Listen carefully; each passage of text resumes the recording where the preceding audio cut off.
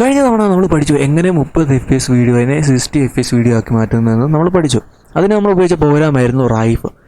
ഇനിയും നമ്മൾ പഠിക്കാൻ പോകുന്നത് അതേ റൈഫ് തന്നെ ഉപയോഗിച്ചുകൊണ്ട് ഏകദേശം 480 FPS ആക്കി മാറ്റിയിട്ട് ശേഷം നമ്മൾ അതിനെ എഡിറ്റ് ചെയ്തിട്ട് സ്ലോ മോഷൻ വീഡിയോ ആക്കി മാറ്റാനാണ് നമ്മൾ നോക്കുന്നത്. അപ്പം നമ്മൾ അതിനു വേണ്ടി ഉപയോഗിക്കുന്നത് നമ്മുടെ കമ്പ്യൂട്ടർ അല്ല. അതായത് നമ്മുടെ വീഡിയോ വന്നിട്ട് 480 FPS ആക്കാൻ വേണ്ടി പ്രോസസ്സ് ചെയ്യാൻ ഉപയോഗിക്കുന്നത് നമ്മുടെ കമ്പ്യൂട്ടർ അല്ല. കാരണം നമ്മുടെ കമ്പ്യൂട്ടറിൽ അത് ചെയ്യണമെന്നുണ്ടെങ്കിൽ നല്ല ഗ്രാഫിക്സ് കാർഡ് വേണ്ടി വരും, അല്ലെങ്കിൽ ഭയങ്കര സ്ലോ ആയിരിക്കും, ഒത്തിരി സമയം വേണ്ടി വരും. ചെയ്യാൻ പറ്റത്തില്ല എന്നല്ല ഞാൻ പറയുന്നത്, അതായത് ഭയങ്കര സ്ലോ ആയിരിക്കും. നമുക്ക് വളരെ വേഗത്തിൽ ആ കാര്യം സാധിക്കാവുന്നേ ഉള്ളൂ. അതിന് നമ്മൾ ഉപയോഗിക്കാൻ പോകുന്നത് ഗൂഗിൾ കൊലാബ് എന്ന് പറയുന്ന ഒരു സംഗതിയാണ്. എന്താണ് ഈ ഗൂഗിൾ കൊലാബ്? ബേസിക്കലി എന്ന് പറഞ്ഞാൽ ഗൂഗിൾ കൊലാബ് എന്ന് പറഞ്ഞാൽ ഒരു കമ്പ്യൂട്ടർ ആണെന്ന് വെക്കാം, ഒരു ബ്രൗസറിനകത്ത് വന്നിരിക്കുന്ന ഒരു കമ്പ്യൂട്ടർ ആണെന്ന് വെക്കാം. ഇത് പ്രൊവൈഡ് ചെയ്യുന്നത് ഗൂഗിളാണ്. ഓക്കെ, ഗൂഗിൾ കൊലാബിൻ്റെ പ്രധാന പ്രത്യേകത എന്ന് പറഞ്ഞാൽ ഇതിനകത്ത് ഗ്രാഫിക്സ് കാർഡ് സപ്പോർട്ട് ചെയ്യുന്നുണ്ട്. മാത്രമല്ല ഗൂഗിൾ കൊലാബ് കൂടുതലും വർക്ക് ചെയ്യുന്നത് അതിനകത്ത് പ്രോഗ്രാമിംഗ് ലാംഗ്വേജ് എന്ന് പറയുന്നത് പൈത്തൺ ആണ്. അപ്പം നമ്മുടെ പ്രോഗ്രാം വന്നിട്ട് പൈത്തൺ ആണ്. അപ്പം നമ്മുടെ പ്രോഗ്രാം പൈത്തൺ ആയതുകൊണ്ട് തന്നെ അത് വലിയ ഉപകാരമായി അല്ലേ. അപ്പം ഇനി നമുക്ക് നോക്കാം എങ്ങനെയാണ് ചെയ്യുന്നതെന്നുള്ളത്. നിങ്ങൾ റൈഫിൻ്റെ ഫോൾഡറിൽ ചെന്ന് കഴിഞ്ഞാൽ മനസ്സിലാവും, അവിടെ ഒരു കൊലാബ് ഡെമോ എന്ന് പറയുന്ന ഒരു ഫയൽ കിടപ്പുണ്ടല്ലേ. അപ്പോൾ ആരെങ്കിലും ചോദിച്ചിട്ടുണ്ടോ ആ ഫയൽ എന്താണെന്നുള്ളത്? നമുക്ക് നോക്കാം അതെങ്ങനെയാണ് ഉപയോഗിക്കുന്നതെന്ന്. ഇനി ഒത്തിരി കാര്യങ്ങൾ പറഞ്ഞ് ഞാൻ സമയം കളയുന്നില്ല, നേരിട്ട് കാര്യത്തിലേക്ക് കടക്കാം. ആദ്യം ബ്രൗസർ ഓപ്പൺ ചെയ്യാം. ബ്രൗസറിനകത്ത് സെർച്ച് ചെയ്യുക ഗൂഗിൾ കൊലാബ്.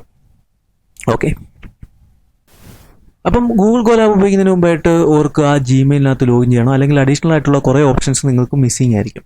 നിങ്ങൾ ഗൂഗിൾ കൊലാബിനകത്ത് കയറി കഴിഞ്ഞാൽ അവിടെ കുറേ ഓപ്ഷൻസ് ഉണ്ടായിരിക്കും. അതിൻ്റെ വലത്തെ അറ്റത്തായിട്ട് ഒരു അപ്ലോഡ് എന്ന് പറയുന്ന ഓപ്ഷൻ ഉണ്ട്. അവിടെ ബ്രൗസർ എന്ന് പറയുന്ന ഒരു ഓപ്ഷൻ ഉണ്ട്, അത് ക്ലിക്ക് ചെയ്യുക. നേരെയല്ല കൊലാബ് ഡെമോ എന്ന് പറയുന്ന ഫയൽ എവിടെയാണോ കിടക്കുന്നത് അത് എടുക്കുക, എന്നിട്ട് ഓപ്പൺ ചെയ്യാം.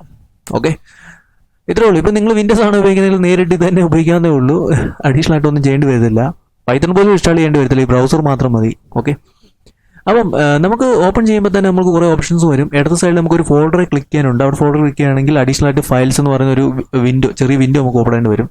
അവിടെ നമുക്ക് ഫയൽസ് എല്ലാം അപ്ലോഡ് ചെയ്യാനുള്ള ഒരു വിൻഡോ എന്ന് വേണമെങ്കിൽ പറയാം. ഇനി നമുക്ക് വലത് സൈഡിലേക്ക് വരാം. വലത് സൈഡിൽ അവിടെ നമുക്ക് കൊലാബ് എന്ന് പറഞ്ഞാൽ എഴുതിയിട്ടുണ്ട്. അതിൻ്റെ താഴെയായിട്ട് ഗിറ്റ് ക്ലോൺ പറഞ്ഞിട്ട് പിന്നെ ഒരു URL എഴുതിയിട്ടുണ്ടല്ലേ. ഇത് നേരത്തെ വീഡിയോ കണ്ടിട്ടുണ്ടെങ്കിൽ മനസ്സിലാവും ഇത് എന്താണ് സംഗതി എന്നുള്ളത്. അപ്പം അതിൻ്റെ ഇടത് സൈഡിലായിട്ട് നമുക്ക് പ്ലേ ബട്ടൺ ഉണ്ട്. അതിൽ ക്ലിക്ക് ചെയ്യുകയാണെങ്കിൽ നമുക്ക് മുകളിൽ നിന്ന് താഴോട്ട് ഈ കമാൻഡുകളെല്ലാം റൺ ചെയ്യാവുന്നേ ഉള്ളൂ. അപ്പോൾ സെക്ഷൻ ബൈ സെക്ഷനായിട്ട് മുകളിൽ നിന്ന് താഴോട്ട് വരെ കമാൻഡുകൾ റൺ ചെയ്യാം. അപ്പം 3 സെക്ഷൻസ് ആണ് റൺ ചെയ്യേണ്ടത്. ആദ്യം 3 സെക്ഷൻ മാത്രം റൺ ചെയ്യുക. ശേഷം ഒരു വീഡിയോ നമുക്ക് അപ്ലോഡ് ചെയ്യണം. കാരണം ഇനി അടുത്ത 4ാമത്തെ സെഷൻ വന്നിട്ട് നമ്മുടെ കമാൻഡാണ് കിടക്കുന്നത്. അവിടെ വായിച്ചാൽ മനസ്സിലാവും Python 3 inference -video.py -esp എന്ന് പറഞ്ഞ് കിടപ്പുണ്ട്. അപ്പോൾ ഇടത്ത് സൈഡിൽ ചെല്ലുക, അവിടെ ഫയൽസ് എന്ന് പറഞ്ഞ് എഴുതിയിട്ടുണ്ട്. അതിൻ്റെ താഴെ ഒരു ചെറിയ ഐക്കൺ ഉണ്ട്, അത് ക്ലിക്ക് ചെയ്യുക, ചെല്ലുക, നിങ്ങളുടെ ഫയൽ ഓപ്പൺ ചെയ്യുക. ഓക്കെ, അപ്പോൾ അവിടെ ഒരു മെസ്സേജ് വരും, അത് ഉപയോഗിച്ച് കഴിഞ്ഞാൽ അത് ഡിലീറ്റ് ആയി കഴിയുമെന്ന്. അതായത് ഇപ്പോൾ നിങ്ങൾ ബ്രൗസർ ക്ലോസ് ചെയ്യുക, അപ്പോൾ നിങ്ങൾ അത് ഉപയോഗിച്ച് കഴിഞ്ഞെന്നാണ് അതിൻ്റെ അർത്ഥം. അപ്പോൾ ആ വീഡിയോ ക്ലോസ് ആയിപ്പോവും, എങ്ങും സേവ് ആവത്തില്ല. അപ്പോൾ ഓർക്കുക, കംപ്ലീറ്റ് ആയി കഴിഞ്ഞാൽ വീഡിയോ ഡൗൺലോഡ് ചെയ്യുക. ഓക്കെ, ഇനി നമുക്ക് കമൻറ്റിലേക്ക് വരാം.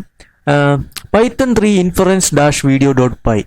നമുക്ക് അവിടെ ആ ഓപ്ഷൻസ് നോക്കി കഴിഞ്ഞാൽ അഡീഷണൽ ആയിട്ട് 2 ഓപ്ഷൻ എക്സ്ട്രാ ആഡ് ചെയ്തിട്ടുണ്ടല്ലേ, മോണ്ടാജ് എന്നുള്ളത് പിന്നെ സ്കിപ്പ് എന്നുള്ളത്. ആ 2 ഓപ്ഷൻസ് എടുത്ത് കളയുക, അത് നമുക്ക് വേണ്ട, അതിൻ്റെ ആവശ്യമില്ല. അത് വീഡിയോ കമ്പയർ ചെയ്ത ഒരു ഔട്ട്പുട്ട് ഉണ്ടാക്കാൻ വേണ്ടിയാണ് അതങ്ങനെ കൊടുത്തിരിക്കുന്നത്. ഓക്കെ, അത് വേണ്ട നമുക്ക്. നേരെയല്ല ഇട സൈഡിലായിട്ട് അവിടെ വീഡിയോയുടെ അവിടെ ചെന്ന് കഴ്സർ ഒന്ന് വെക്കുക. അപ്പം അവിടെ 3 ഡോട്ട്സ് ഉണ്ടായി വരുന്നതായിരിക്കും. ആ ഡോട്ട്സ് ക്ലിക്ക് ചെയ്ത് കഴിഞ്ഞാൽ നമുക്ക് കോപ്പി പാത്ത് എന്ന് പറഞ്ഞൊരു ഓപ്ഷൻ ഉണ്ട്. ആ കോപ്പി പാത്ത് ക്ലിക്ക് ചെയ്യുക. നേരെയല്ല വീഡിയോ വീഡിയോ ഈക്വൽസ് അവിടെ ആ നേരത്തെ കിടക്കുന്ന ഓപ്ഷൻ മാറ്റിയ ശേഷം അവിടെ പേസ്റ്റ് ചെയ്യാം. ശേഷം -esp = 1 എന്ന് പറഞ്ഞിട്ടുണ്ട്. ഇപ്പം നമുക്ക് വേണ്ടത് ഏകദേശം 480 FPS ആണ് വേണ്ടത്. അപ്പം നമ്മുടെ ESP വന്നിട്ട് ഏകദേശം 4 ആണ് വരുന്നത്. എങ്ങനെയാണെന്ന് നമുക്ക് നോക്കാം. ESP 4 ആകുമ്പം 2⁴, അതായത് അതിൻ്റെ ഉത്തരം എത്ര ആയിരിക്കും? 16 ആയിരിക്കും വരുന്നത്. അപ്പം 16 × 30 എത്ര ആയിരിക്കും വരുന്നത്?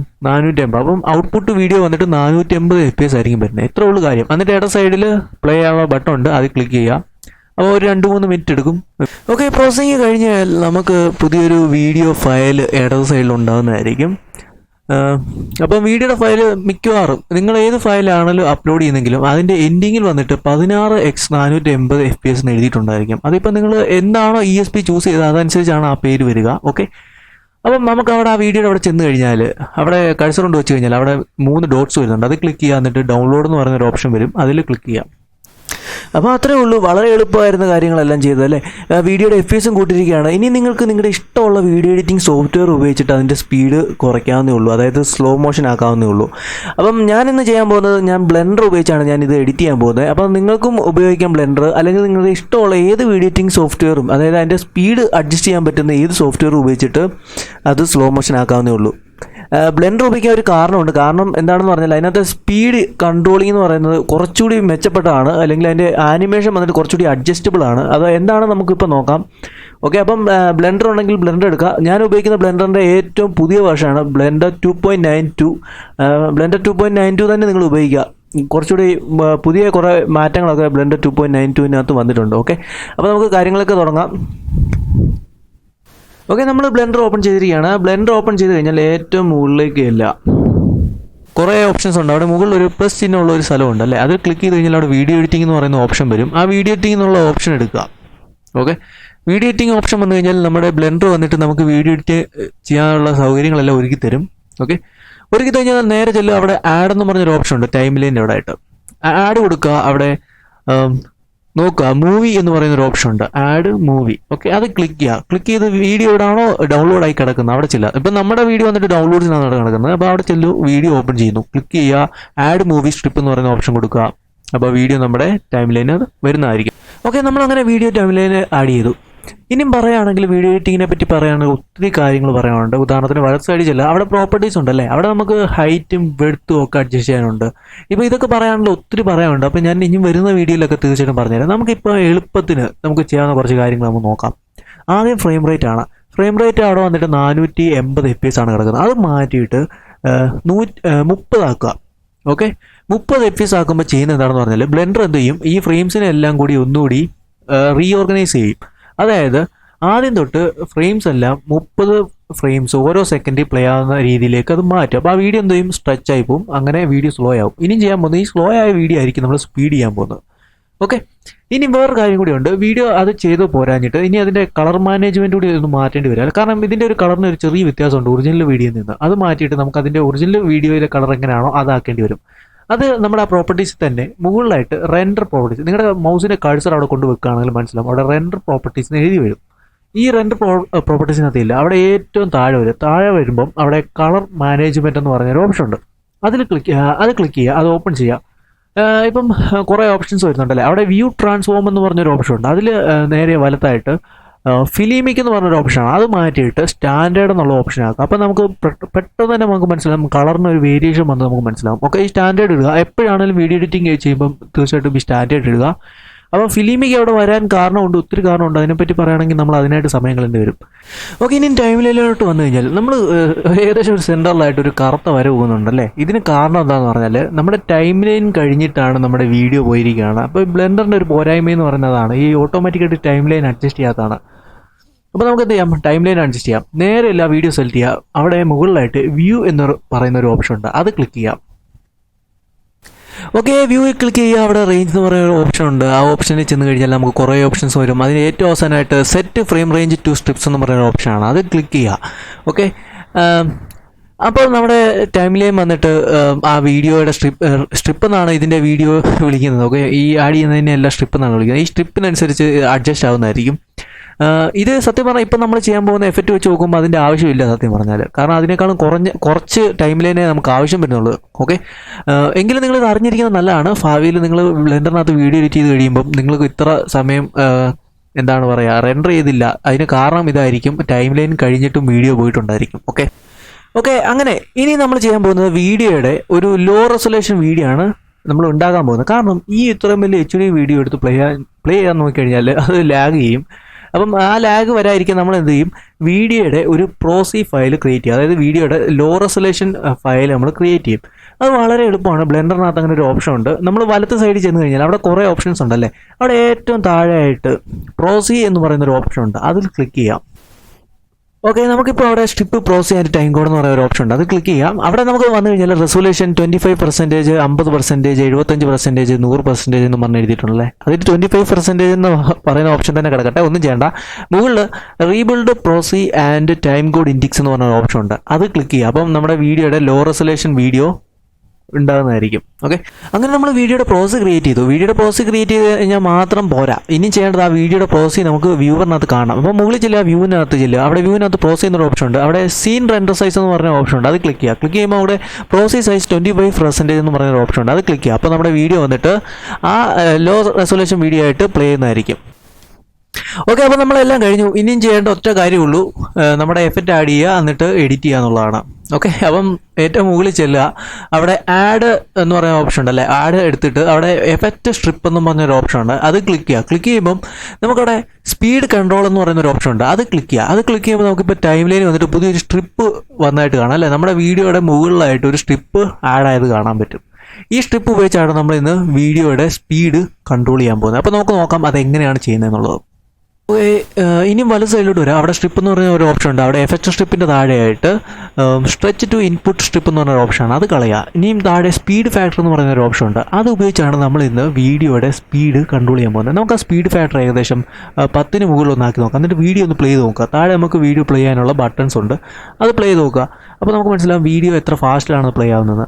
ഈ വീഡിയോ ഇതിൻ്റെ വന്നിട്ട് സ്പീഡ് നമുക്ക് ഈ സ്പീഡ് ഫാക്ടർ ഉപയോഗിച്ച് കൺട്രോൾ ചെയ്യാം. മാത്രമല്ല ബ്ലെൻഡറിൻ്റെ ഒരു വലിയ ഗുണമെന്ന് പറഞ്ഞു കഴിഞ്ഞാൽ ഈ സ്പീഡ് ഫാക്ടർ വന്നിട്ട് നമുക്ക് ആനിമേറ്റ് ചെയ്യാൻ പറ്റും. ആനിമേറ്റ് ചെയ്യാന്ന് പറഞ്ഞാൽ സമയാസമയം ഇതിൻ്റെ എന്താണ് പറയുന്നത് വാല്യൂ മാറിക്കൊണ്ടിരിക്കും. അതനുസരിച്ച് വീഡിയോയുടെ സ്പീഡ് നമുക്ക് സമയാസമയം മാറ്റിക്കൊണ്ടിരിക്കാം.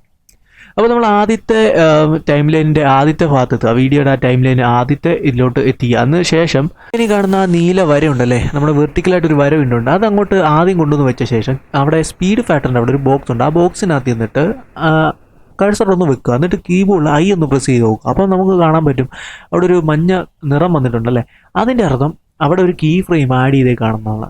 ഇനിയും കുറച്ചുകൂടി ദൂരം നീക്കി ആ ടൈം ലൈനിലെല്ലാം നമുക്ക് കാണാൻ പറ്റും. ആ ലൈൻ വന്നിട്ട് കുറച്ചുകൂടി നീക്കിയ ശേഷം ഓക്കെ, എന്നിട്ട് സ്പീഡ് ഫാക്ടർ ക്ലിക്ക് ചെയ്തിട്ട് അതിനകത്ത് ഒന്നാക്കുക. ശേഷം കീബോർഡിലെ ഐ പ്രസ് ചെയ്യുക. അപ്പം ഒരു കീ ഫ്രെയിം കൂടി അവിടെ ആഡ് ചെയ്യുന്നതായിരിക്കും. ഇനി നമ്മൾ ഈ കീ ഫ്രെയിം എല്ലാം അഡ്ജസ്റ്റ് ചെയ്യാൻ പോവാണ്. അതിനുവേണ്ടി നമ്മൾ ഉപയോഗിക്കുന്ന ഒരു അഡ്വാൻസ്ഡ് ആയിട്ടുള്ള ബ്ലെൻഡറിൻ്റെ ഒരു സംഗതി ഉണ്ട്, അതിൻ്റെ പേരാണ് ഗ്രാഫ് എഡിറ്റർ. ഗ്രാഫ് എഡിറ്റർ ഉപയോഗിച്ച് നമുക്ക് ഈ ആനിമേഷൻ കൂടുതൽ മികവുറ്റതാക്കാൻ പറ്റും. അപ്പം ഇട സൈഡിലല്ല, അവിടെ ഒരു ചെറിയൊരു ആക്ഷൻ കട്ടിൻ്റെ ചിഹ്നം ഉണ്ടല്ലോ, അതിൽ ക്ലിക്ക് ചെയ്യുക. അവിടെ ചെന്ന് കഴിഞ്ഞാൽ നോക്കുക ഗ്രാഫ് എഡിറ്റർ എടുക്കുക. ഗ്രാഫ് എഡിറ്റർ എടുക്കുമ്പോൾ തന്നെ നമുക്ക് കുറേ ഓപ്ഷൻസ് വരുന്നുണ്ട്. അവിടെ നമുക്കൊരു ഗ്രാഫ് പോലും ഇങ്ങനെ എന്തോ വരച്ച് വെച്ചിട്ടുണ്ടല്ലേ, അത് 2 ഡോട്ട്സ് കൊടുത്തിട്ടുണ്ട്. ആ ഡോട്ട്സ് എടുക്കുകയാണെങ്കിൽ മനസ്സിലാവും അതിന് 2 ഹാൻഡിൽസ് വരുന്നുണ്ട് അല്ലേ. ഈ ഹാൻഡിൽ ഉപയോഗിച്ച് നമുക്ക് ഈ ആണെങ്കിൽ കീ ഫ്രെയിം വന്നിട്ട് നമുക്ക് കൂടുതൽ കൺട്രോൾ ചെയ്യാൻ പറ്റും. അപ്പം 2 ഇതിനും കീ ഫ്രെയിം ഹാൻഡിൽ വന്നിട്ടുണ്ട്. ഈ ഹാൻഡിൽ ഉപയോഗിച്ച് നിങ്ങൾക്ക് കൺട്രോൾ ചെയ്യാം, കൂടുതൽ കൺട്രോൾ ചെയ്യാം, എങ്ങനെ വേണമെങ്കിലും കൺട്രോൾ ചെയ്യാം. ഓക്കെ, അതനുസരിച്ച് നിങ്ങളുടെ ആനിമേഷൻ എങ്ങനെ പ്ലേ ചെയ്യണമെന്ന് തീരുമാനിക്കുന്നതായിരിക്കും. നിങ്ങളൊന്ന് പ്ലേ ചെയ്ത് നോക്കാമെങ്കിൽ മനസ്സിലാവും അത് എന്താണ്, എങ്ങനെ ഉണ്ട് നിങ്ങളുടെ ആനിമേഷൻ എന്നുള്ളത് നമുക്ക് മനസ്സിലാക്കാവുന്നേ ഉള്ളൂ.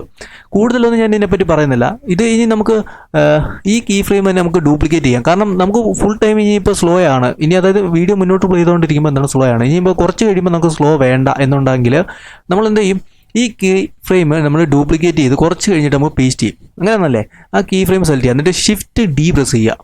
ഓക്കെ, എന്നിട്ട് മൗസിൻ്റെ കഴ്സർ ഒന്ന് മൂവ് ചെയ്ത് നോക്കുക. അപ്പോൾ നമുക്ക് മനസ്സിലാവും ആ കീ ഫ്രെയിം അവിടെ നിന്ന് കോപ്പി ചെയ്തിട്ട് കുറച്ച് മുന്നോട്ട് ചെന്നിട്ട് അവിടെ പേസ്റ്റ് ചെയ്യുന്നതായിട്ട് കാണാം. അതേപോലെ തന്നെ മുകളിലുള്ള അതേ കീ ഫ്രെയിം, ആ കീ ഫ്രെയിം നമ്മൾ ഷിഫ്റ്റ് ഡി പ്രസ് ചെയ്യുക, ഡ്യൂപ്ലിക്കേറ്റ് ചെയ്യുക, എന്നിട്ട് കുറച്ചുകൂടി കൊണ്ടുപോയി മുന്നോട്ട് വെക്കുക. ഓക്കെ, ഇനി ഈ ഹാൻഡിൽ ബാർ ഉപയോഗിച്ച് നിങ്ങൾക്ക് ഇഷ്ടമുള്ള രീതിയിൽ വീഡിയോ കൺട്രോൾ ചെയ്യാവുന്നുള്ളൂ.